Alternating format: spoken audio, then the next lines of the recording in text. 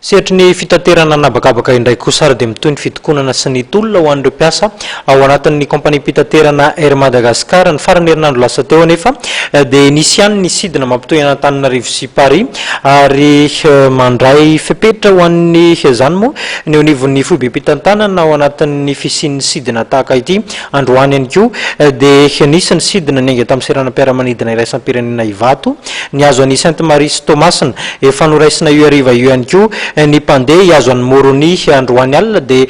efa nisy ihany koa ny fampilazana fa isy zany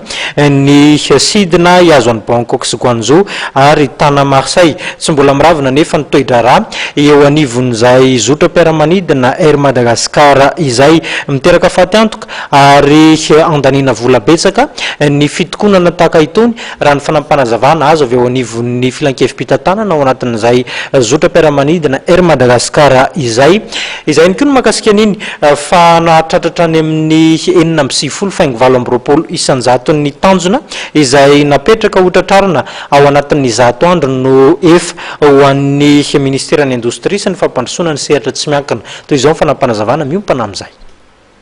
Maro ireo ezaka nataon'ny teo anivon'ny ministeran'ny indostria sy ny fampandrosoana ny sehatra tsy miankina tafiditra ao anatin'ny IRR na ny initiative à résultat rapide.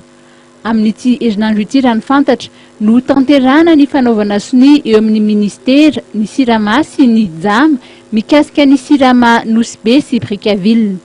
Mitetina hatrany amin'ny 30 tapitrisa euro ny vola hoentin'ny jama ampandrosoana ny sirama raha ny fantatra. Maromaro nefa vita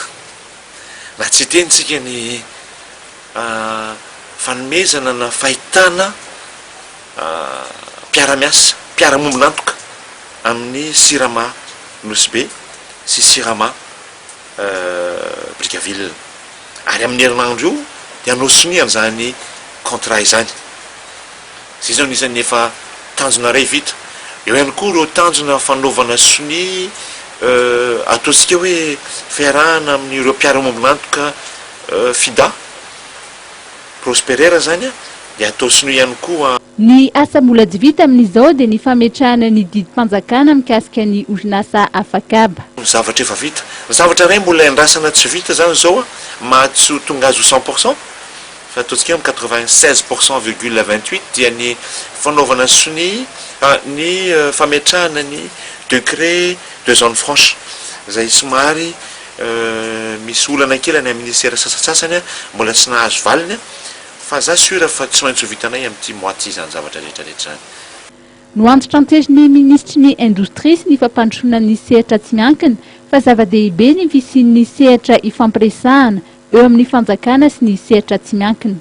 Ao anatin'io plateforme io ny ahafahan'ny public ahafahan'ny privé zany hoe ahoana ny fandinika ahoana ny tokony atao amin'ny lalàna ohatran'izao ahoana ny tokony atao amin'izao anjaranay eo ministère de l'industrie no manantso ataontsika hoe ohatra resaka justice commerciale ohatra resaka misy litige dia ao zareo dia zay manantso amin'ny ministère de justice hoe ahoana ny hevitra andreo amin'ity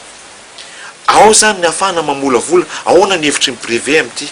à partir an'iny tsika raha tsy tapaka eo zay zavatra zay satria manantso ny privé manantso ny justice manantso ny